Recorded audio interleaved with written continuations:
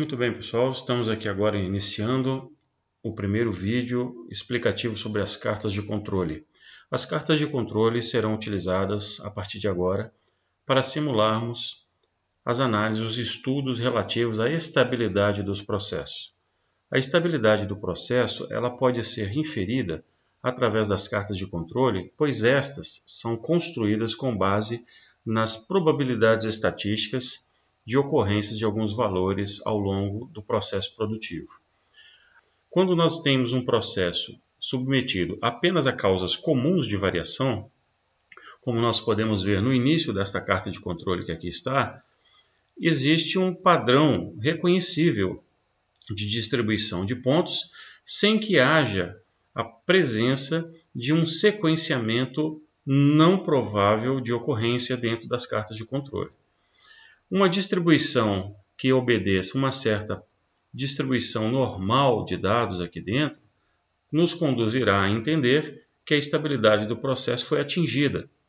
Entretanto, ao atingir pontos como esse que aqui estão, que não parecem estar alinhados com o comportamento dos demais pontos, nos chama a atenção. Estes pontos aqui podem estar indicando uma variação não normal no processo em determinado instante. Para saber se ela será normal ou não normal, nós devemos analisar a posição relativa desses pontos em relação ao limite superior e ao limite inferior de controle desta carta, que são calculados de acordo com as regras e fórmulas apresentadas na apostila que você acaba de ler. Ok, então vamos analisar como construir essa carta passo a passo. Essa carta será construída, a carta de valores individuais e amplitudes móveis, para as condições nas quais a minha amostragem vai levantar M dados, M amostras na minha linha produtiva. No caso aqui nós levantamos 30 amostras, sendo que cada amostra M possui tamanho 1, ou seja, apenas um valor é gerado a partir da análise dessa amostra. Nessa situação, nós temos também 30 valores individuais, como aqui está, 30 dados, para representar o comportamento desse processo. Esses são os valores individuais. Agora, quais são os valores AM de amplitudes móveis? Eles são calculados com base na diferença de dois valores consecutivos da tabela. Como aqui no primeiro caso não há um valor anterior, M0, não há como calcular o AM. No ponto 2, na amostra 2, já conseguimos. É a diferença entre os dois pontos que aqui estão. O ponto 2 menos o ponto 1. 159 menos 165 é igual a 6. A questão é que aqui nós não entramos com os valores negativos. Sempre será o valor absoluto. Se vocês repararem a fórmula que aqui está, ela acontece. O registro é feito com base no valor absoluto da diferença das células T9, T10 menos T9. Retornando o valor absoluto, temos o valor positivo 6, que é a diferença entre as duas. O valor 4 aqui, da mesma forma, 163 menos 159. Obtivemos o valor 4. Fazendo esses cálculos para todos os itens até o valor 30, a amostra 30, nós obtivemos todas as amplitudes móveis possíveis de serem calculadas. Resta agora, então, calcular as médias dos valores individuais e as médias dos valores de AM, que promovem o encontro, a determinação desses dois valores, 161,23 e 17,38.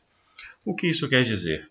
Que os valores individuais amostrados nesse problema possuem média 161, que nós podemos ver aqui neste gráfico na carta de controle, representado por essa linha pontilhada central, 161,23. E obtivemos um valor médio de 17,38, representado na carta AM para amplitudes móveis, aqui por esta linha tracejada. Ok? Estes são os valores representativos das médias, tanto da amplitude quanto da carta de valores individuais. I, né? Aqui nós podemos chamar apenas de carta I, vamos tirar aqui o AM para não confundir vocês. E podemos agora analisar essas demais linhas que aqui estão, que são as linhas de mais ou menos 1 e 2 sigmas em relação à média. As fórmulas de cálculo estão embutidas aqui. Vocês podem acompanhar estas fórmulas e ver que elas são aquelas que estão na apostila, onde determinam-se cada um desses valores aplicando essas fórmulas. Uma conta simples que você pode depois conferir.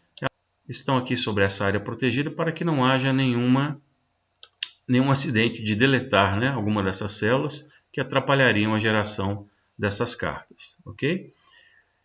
Aqui estão os dados de cálculos da carta AM e aqui os dados de cálculo da carta de valores individuais.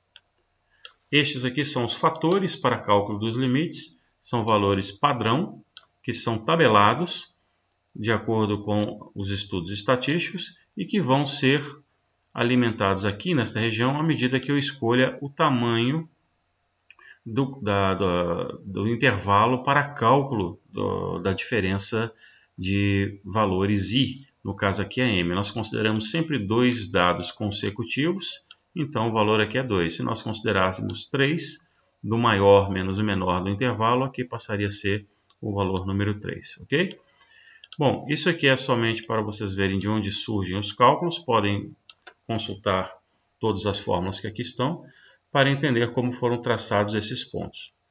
Ficou faltando aqui na carta de baixo a inserção dos limites 2S, 1S, menos 1S e menos 2S. Eu deixei para fazer aqui nesta demonstração com vocês, para que vocês entendam como construir essas cartas. Esses valores que aqui estão já foram determinados por fórmulas na tabela que acabei de mostrar. Então agora nós vamos apenas no gráfico inserir essas retas para completar o gráfico da mesma forma que nós completamos aqui em cima, ok? Nesse caso aqui, nós vamos selecionar dados e vamos adicionar os dados ao gráfico. Veja que já está flegado aqui mais um S, né? O que nós precisamos fazer é inseri-lo dentro da carta de controle. Vamos editar, ele vai entrar com o nome mais um S e aqui tem um erro na planilha, por isso ele não apareceu. Nós vamos selecionar, apagar aqui primeiramente, e vamos selecionar a coluna na qual os dados de mais um S, que seria esse relativo a 3052, estão. Basta vir aqui na planilha, onde nós salvamos, dentro da carta M, o valor de mais um S é o limite superior de 1 sigma, ou limite superior 2 sigmas, que são as partes positivas, e esses dois últimos inferiores às partes negativas. Então basta aqui vir e selecionar o limite superior 1 sigma e arrastar até a célula final, que no caso aqui vai ser a célula 35. É só substituir aqui o valor 35 e já temos o valor plotado. Vamos ver o que aconteceu com o gráfico. Aqui surgiu a linha da posição mais 1 sigma. Para manter o padrão, a gente coloca mais 1 sigma como a linha preta pontilhada fina. Para formatar, basta dar 2 cliques na linha e vir aqui nas condições de configuração, né, de formatação. Você tem na opção linha, está como automática, a cor azul.